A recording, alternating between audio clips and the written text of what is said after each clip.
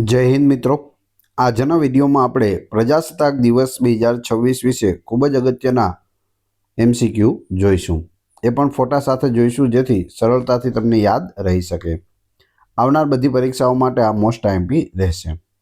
છેલ્લે તમારી ટેસ્ટ પણ લેવામાં આવે છે, તો વિડીયો વ્યવસ્થિત જોવો, પૂરો જોવો અને ટેસ્ટ આપી તમે તમારું નોલેજ પણ ચેક કરી શકો છો। એ સિવાય ફ્રીમાં આની PDF પણ તમને પ્રોવાઈડ કરાવવામાં આવશે। તો જોઈએ ખૂબ જ અગત્યનો આ વિડીયો।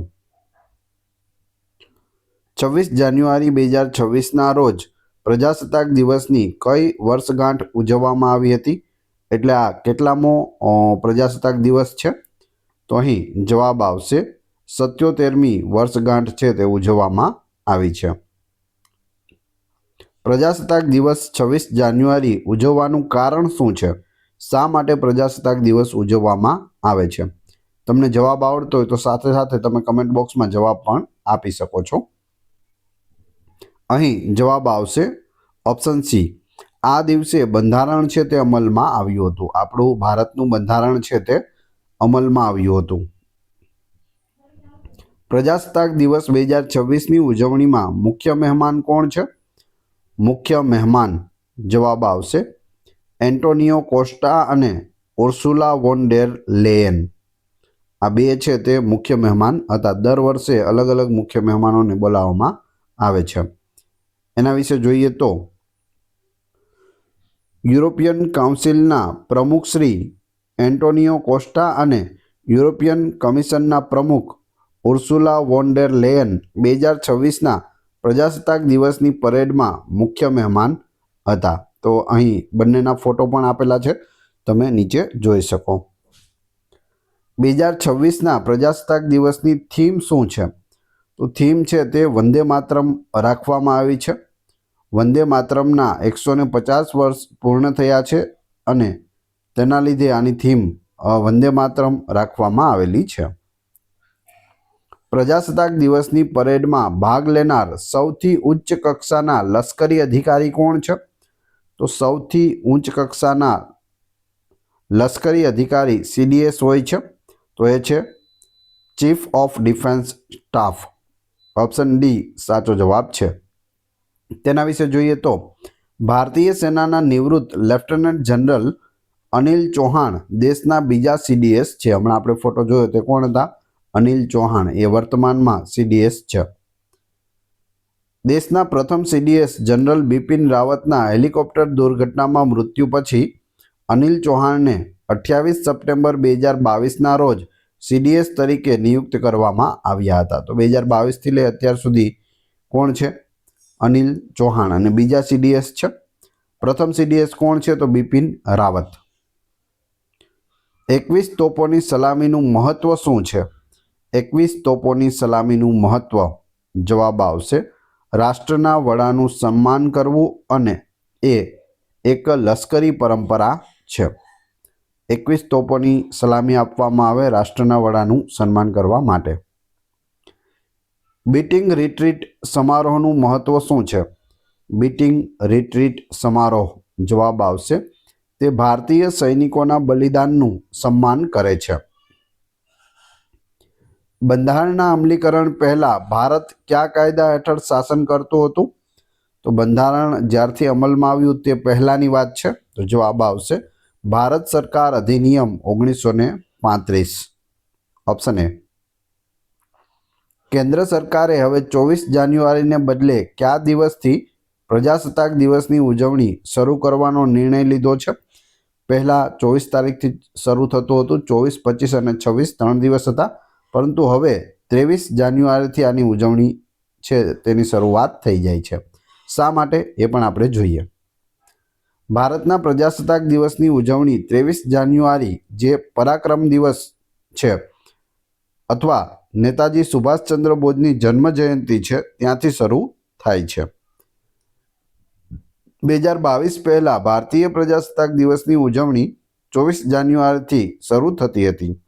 જોકે 2022માં સરકારે પ્રજાસત્તાક દિવસની ઉજવણીની તારીખ બદલીને 23 જાન્યુઆરી કરી, જેમાં નેતાજીની જન્મ જયંતિનો સમાવેશ પ્રજાસત્તાક દિવસની ઉજવણીના ભાગરૂપે કરવામાં આવ્યો છે। તો એ ખાસ યાદ રાખજો।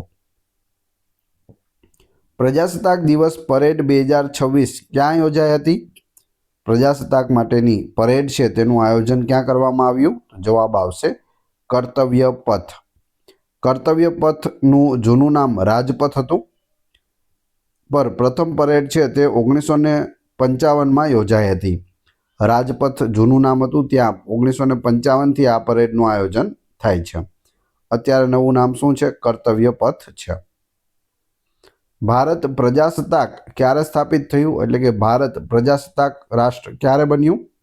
જવાબ આવશે 26 જાન્યુઆરી 1950ના રોજ આપણું બંધારણ અમલમાં આવ્યું.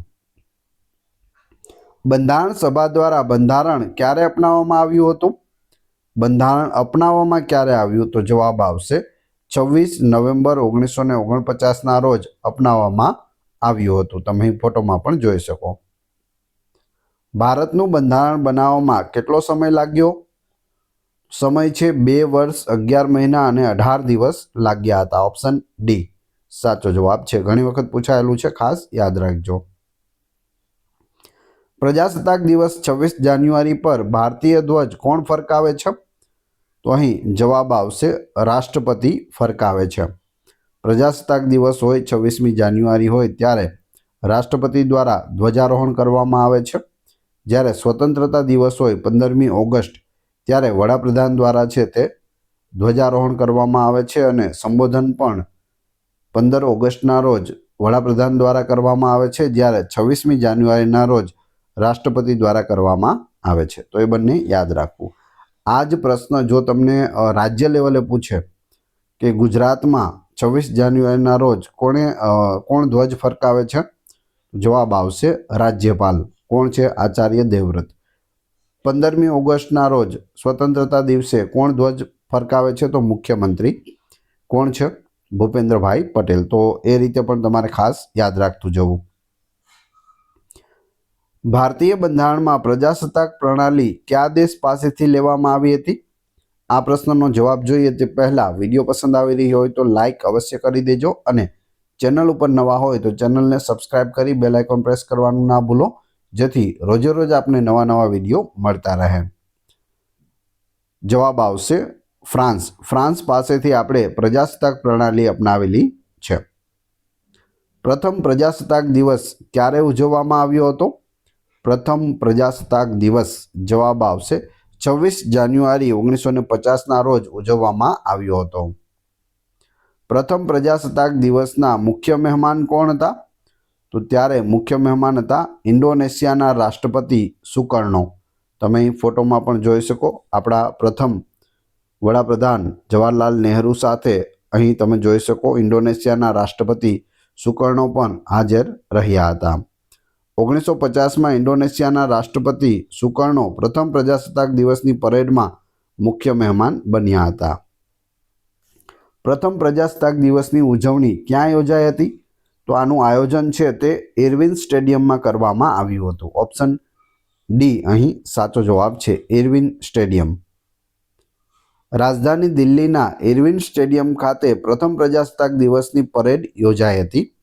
આ સ્ટેડિયમનું નામ ભૂતપૂર્વ વાઇસરોય ઇરવિનના નામ પરથી રાખવામાં આવ્યું હતું. ઇરવિન આપ સૌ જાણતા હશો, ગાંધીજી સાથે તેઓએ કરાર પણ કરેલો અને ગાંધીજીને બીજી ગોળમેજી પરિષદમાં મોકલનાર કોણ હતા? તો ઇરવિન હતા. સ્ટેડિયમનું નામ પાછળથી બદલીને નેશનલ સ્ટેડિયમ રાખવામાં આવ્યું હતું. હાલમાં તે મેજર ધ્યાનચંદ નેશનલ સ્ટેડિયમ તરીકે ઓળખાય છે. તો ટોટલ 3 નામ યાદ રાખજો. આની પહેલાંનું નામ નેશનલ સ્ટેડિયમ, એની પહેલાં ઇરવિન, વાઇસરોય ઇરવિનના નામ પરથી ઇરવિન સ્ટેડિયમ હતું. હાલ શું છે? તો મેજર ધ્યાનચંદ નેશનલ સ્ટેડિયમ છે. રાજપથ પર પ્રથમ વખત કયા વર્ષમાં પ્રજાસત્તાક દિવસની પરેડ યોજાઈ હતી? રાજપથ, જેને હાલ આપણે કર્તવ્ય પથ કહીએ છીએ. જવાબ આવશે 1955માં પ્રથમ વખત યોજાઈ હતી.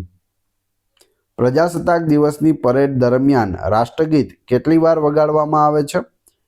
આ પરેડમાં રાષ્ટ્રગાન છે તે 2 વખત વગાડવામાં આવે છે.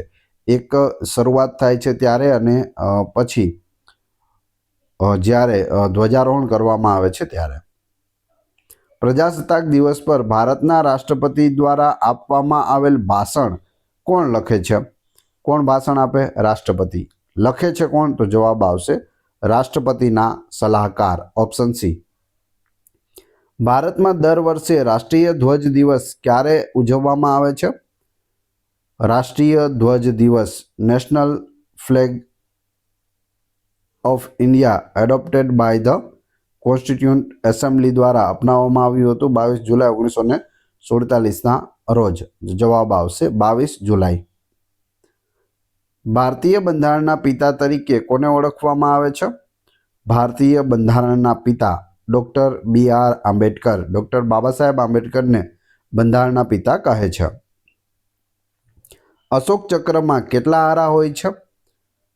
અશોક ચક્રમાં આરા 24 હોય છે. બંધારણ સભા દ્વારા ભારતનો રાષ્ટ્રીય ધ્વજ ક્યારે અપનાવવામાં આવ્યો હતો? રાષ્ટ્રીય ધ્વજ છે તે 22 જુલાઈ 1947ના રોજ અપનાવવામાં આવ્યો હતો. ભારતીય રાષ્ટ્રગાન કોણે લખ્યું હતું? રાષ્ટ્રગાન જનગણ મન છે તે રવિન્દ્રનાથ ટાગોર દ્વારા લખવામાં આવ્યું હતું. ઓપ્શન એ સાચો જવાબ છે. ભારતનો સર્વોચ્ચ નાગરિક પુરસ્કાર કયો છે? તો એ ભારત રત્ન છે. સર્વોચ્ચ નાગરિક પુરસ્કાર ભારત રત્ન, બીજા નંબરનો પદ્મ વિભૂષણ, ત્રીજા નંબરનો પદ્મભૂષણ અને ચોથા નંબરનો પદ્મશ્રી એવોર્ડ હોય છે. નીચેનામાંથી કયા સ્વાતંત્ર્ય સેનાનીઓના જન્મદિવસને રાષ્ટ્રીય રજા જાહેર કરવામાં આવે છે? નેશનલ હોલિડે રાખવામાં આવે છે? તો જવાબ આવશે મહાત્મા ગાંધી. ટોટલ આપણા 3 નેશનલ હોલિડે હોય છે. કેટલા છે? 3. એક તો મહાત્મા ગાંધી જયંતિ 2 ઓક્ટોબરના રોજ, પછી 15 ઓગસ્ટ આપણો સ્વતંત્રતા દિવસ અને 26 જાન્યુઆરી જે પ્રજાસત્તાક દિવસ છે. તો આ 3 આપણા નેશનલ હોલિડે છે, એ ખાસ યાદ રાખજો. બંધારણનો મુસદ્દો તૈયાર કરવા માટે કેટલી સમિતિઓની રચના કરવામાં આવી હતી? જવાબ આવશે 22 સમિતિઓની રચના કરવામાં આવી હતી. બંધારણનો મુસદ્દો તૈયાર કરવા માટે રચાયેલી 22 સમિતિઓમાંથી કઈ સમિતિ સૌથી મહત્વપૂર્ણ હતી? સૌથી મહત્વપૂર્ણ સમિતિ ડ્રાફ્ટિંગ કમિટી હતી, એટલે કે મુસદ્દા સમિતિ હતી. ઓપ્શન સી સાચો જવાબ છે. તમે ફોટોમાં જોઈ શકો. નીચેનામાંથી કોણ મુસદ્દા સમિતિના અધ્યક્ષ હતા? મુસદ્દા સમિતિના અધ્યક્ષ ડૉક્ટર ભીમરાવ આંબેડકર હતા. ઓપ્શન એ સાચો જવાબ છે. બંધારણનો સ્વીકાર કરવામાં આવ્યો તે દિવસ એટલે કે 26 નવેમ્બર કેવી રીતે ઉજવવામાં આવે છે? તો તેને નેશનલ કોન્સ્ટિટ્યુશન ડે તરીકે ઉજવવામાં આવે છે, એટલે કે બંધારણ દિવસ તરીકે ઉજવવામાં આવે છે. ઓપ્શન એ સાચો જવાબ છે. દર વર્ષે 26 નવેમ્બર બંધારણ દિવસ. બંધારણના અમલ માટે 26 જાન્યુઆરીને દિવસ તરીકે પસંદ કરવાનું કારણ શું હતું? જો આપણું બંધારણ છે તે બનીને તૈયાર ક્યારે થઈ ગયું? તો 26 નવેમ્બર 1949ના રોજ બધાના હસ્તાક્ષર પણ થઈ ગયા, તૈયાર પણ થઈ ગયું, પરંતુ તેને લાગુ કરવામાં આવ્યું 26 જાન્યુઆરીના રોજ. શા માટે? તો જવાબ આવશે 1930માં આ દિવસે કોંગ્રેસે પૂર્ણ સ્વરાજની ઘોષણા કરી હતી. ક્યારે? 1930માં 26 જાન્યુઆરી 1930 પૂર્ણ સ્વરાજ. તો તેની યાદમાં આ 26 જાન્યુઆરી 1950ના રોજ બંધારણ છે તે અમલમાં આવ્યું છે. ભારતનું બંધારણ અમલમાં આવ્યું ત્યારે ભારતના રાષ્ટ્રપતિ કોણ હતા? તો જવાબ આવશે ડૉક્ટર રાજેન્દ્ર પ્રસાદ હતા, જેને બિહારના ગાંધી તરીકે પણ ઓળખવામાં આવે છે. ભારતીય રાષ્ટ્રધ્વજની ડિઝાઇન કોણે તૈયાર કરી હતી? તો તે પિંગલી વેંકૈયા દ્વારા ભારતીય રાષ્ટ્રધ્વજની ડિઝાઇન તૈયાર કરવામાં આવી હતી. ભારતીય ત્રિરંગા ધ્વજમાં ચક્ર ક્યારે રાખવામાં આવ્યું? તમે ફોટોમાં પણ જોઈ શકો. ચક્ર છે તે 22 જુલાઈ 1947ના રોજ રાખવામાં આવ્યું. તે પહેલાં આપણો ધ્વજ છે તે 1906માં આવો હતો, વંદે માતરમ લખેલો. પછી 1907માં થોડી ડિઝાઇનમાં ફેરફાર કરી અને આ રીતનો ધ્વજ બન્યો. 1917માં આવો ધ્વજ હતો. 1921માં તેમાં મોટો રેટિયો એડ કરવામાં આવ્યો. પછી 1931માં નાનો રેડિયો બનાવવામાં આવ્યો અને 1947માં ચક્ર રાખવામાં આવ્યું. આજે પણ આપણો ધ્વજ કેવો છે? આવો છે. તો ક્યારથી? તો 22 જુલાઈ 1947. ભારતીય રાષ્ટ્રધ્વજની લંબાઈ અને પહોળાઈનો ગુણોત્તર કેટલો છે? લંબાઈ અને પહોળાઈનો ગુણોત્તર, આ લંબાઈ છે તે 3 છે, પહોળાઈ છે તે 2 છે. એટલે જવાબ આવશે 3:2. ઓપ્શન એ અહીં સાચો જવાબ છે. રાષ્ટ્રધ્વજ પરના ચક્રને શું કહેવામાં આવે છે? રાષ્ટ્રધ્વજમાં વચ્ચે ચક્ર આપેલું છે તેને શું કહે છે? તો તેને અશોક ચક્ર અથવા તો ધર્મ ચક્ર પણ કહે છે. ભારતના રાષ્ટ્રીય ધ્વજ પરનું ચક્ર ક્યાંથી લેવામાં આવ્યું છે? તો તેને સારનાથના અશોક સ્તંભમાંથી લેવામાં આવ્યું છે. આ છે અશોક સ્તંભ અને તેમાં તમે અહીં ચક્ર જોઈ શકો. આ ચક્ર અહીંથી લેવામાં આવ્યું છે. સુપ્રીમ કોર્ટે કઈ કલમ હેઠળ ધ્વજ ફરકાવવાના અધિકારને મૂળભૂત અધિકાર તરીકે જાહેર કર્યો છે? તો જવાબ આવશે કલમ 19A હેઠળ. ભારતના રાષ્ટ્રીય ધ્વજનું નામ શું છે? રાષ્ટ્રીય ધ્વજનું નામ તિરંગો છે. Option A.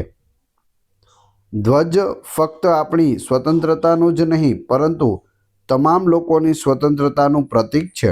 આ કોણે કહ્યું? તો આ વિધાન છે તે જવાહરલાલ નહેરુનું છે કે જેઓ આપણા પ્રથમ વડાપ્રધાન હતા. ભારતના રાષ્ટ્રગાન જનગણ મનના લેખક કોણ છે? જનગણ મનના લેખક છે રવિન્દ્રનાથ ટાગોર. ઓપ્શન સી સાચો જવાબ છે. અહીં આખું જનગણ મન લખેલું છે, તમે જોઈ શકો. 27 ડિસેમ્બર 1911ના રોજ પ્રથમ વખત જાહેર મંચ પર જનગણ મન છે તે ગવાયું હતું. ક્યારે ગવાયું એ પણ પૂછાય છે. 27 ડિસેમ્બર 1911માં કલકત્તામાં ભારતીય રાષ્ટ્રીય કોંગ્રેસના અધિવેશનમાં રાષ્ટ્રગીત સૌપ્રથમ વખત ગવાયું હતું. તો ખાસ યાદ રાખજો ક્યારે? 27 ડિસેમ્બર 1911. ક્યાં? કલકત્તામાં. ભારતીય રાષ્ટ્રધ્વજમાં 3 રંગીન પટ્ટાઓ ક્યાં છે? 3 રંગ છે, કેસરી, સફેદ અને લીલો. મહાત્મા ગાંધીએ સવિનય કાનૂન ભંગ ચળવળ ક્યારે શરૂ કરી? સવિનય કાનૂન ભંગ ચળવળ 1930માં શરૂ કરી હતી. ભારત છોડો ચળવળ કોણે શરૂ કરી હતી? તો જવાબ આવશે મહાત્મા ગાંધી, મોહનદાસ કરમચંદ ગાંધી.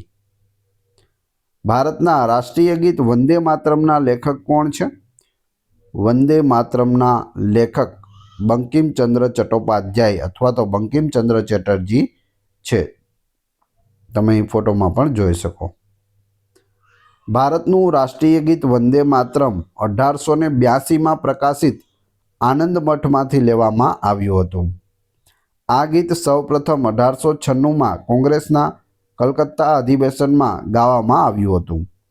વંદે માતરમ સૌપ્રથમ 1896માં રવિન્દ્રનાથ ટાગોરે ગાયું હતું. તો આ બધી ડિટેલ છે, ખાસ યાદ રાખજો.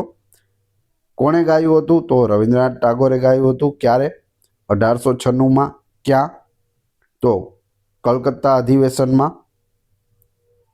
ઓકે. અને લેવામાં શેમાંથી આવ્યું છે? તો આનંદ મઠમાંથી લેવામાં આવ્યું છે. તો આ બધી ડિટેલ યાદ રાખજો.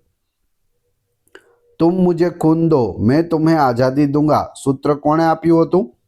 તો આ સૂત્ર છે તે સુભાષચંદ્ર બોઝ દ્વારા આપવામાં આવ્યું હતું. ઇન્કલાબ જિંદાબાદનું સૂત્ર કોણે આપ્યું હતું? ઇન્કલાબ જિંદાબાદ. જવાબ આવશે ભગતસિંહે આપ્યું હતું. વંદે માતરમ સૂત્ર કોણે આપ્યું હતું? વંદે માતરમ. જવાબ આવશે બંકિમચંદ્ર ચટ્ટોપાધ્યાય. પ્રજાસત્તાક દિવસની પરેડ દરમિયાન લશ્કરી સલામી કોણ લે છે અથવા તો કોણ ઝીલે છે? તો જવાબ આવશે ભારતના રાષ્ટ્રપતિ ઝીલે છે. પ્રજાસત્તાક દિવસની પરેડ ક્યાંથી શરૂ થાય છે? પ્રજાસત્તાક દિવસની પરેડ છે તે રાષ્ટ્રપતિ ભવનથી શરૂ થાય છે. તમે અહીં ફોટોમાં પણ જોઈ શકો. આપણા બંને મુખ્ય મહેમાન સાથે રાષ્ટ્રપતિ પણ છે અને રાષ્ટ્રપતિ ભવનથી આની શરૂઆત કરવામાં આવે છે. સ્વતંત્ર ભારતના પ્રથમ મહિલા મંત્રી કોણ હતા? પ્રથમ મહિલા મંત્રી. જવાબ આવશે રાજકુમારી અમૃત કૌર. ઓપ્શન એ સાચો જવાબ છે. પ્રજાસત્તાક દિવસ પર રાષ્ટ્રપતિને કેટલી તોપોની સલામી આપવામાં આવે છે? તો રાષ્ટ્રપતિને 21 તોપોની સલામી આપવામાં આવે છે. અશોક સ્તંભ પરના 3 સિંહ શું દર્શાવે છે? તમે અહીં જોઈ શકો 3 સિંહ આપેલા છે. દ્રશ્યમાન કેટલા છે? 3 છે. 4 હોય છે ટોટલ, એક પાછળ હોય છે પણ તે દ્રશ્યમાન નથી.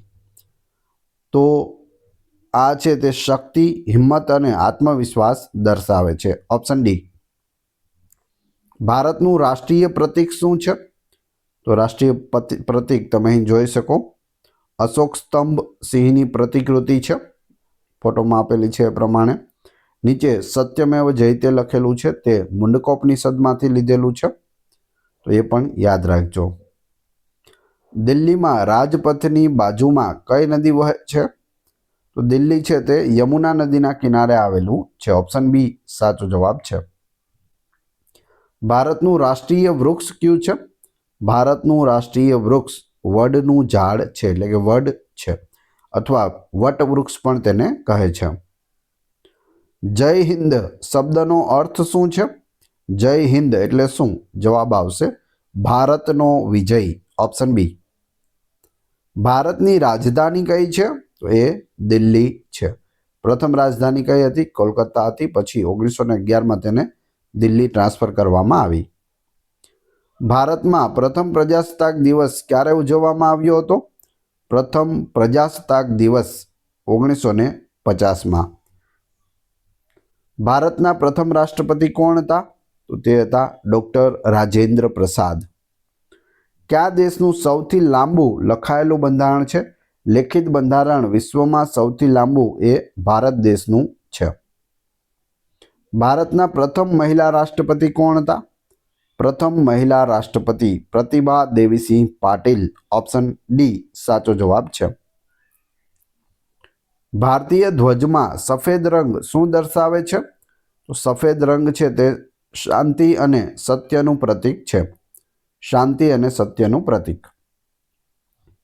હવે તમારી ટેસ્ટ, જે આપણે વિડીયો જોયો તેમાંથી તમને અહીં પ્રશ્નો પૂછવામાં આવે છે, જેનો જવાબ તમારે ક્રમશઃ કમેન્ટ બોક્સમાં આપવાનો હોય છે, જેથી તમને ખ્યાલ આવે આવો પ્રશ્ન પરીક્ષામાં પૂછાય તો તમને આવડે છે કે નહીં. એ પછી આપણે પીડીએફ વિશે પણ વાત કરીશું.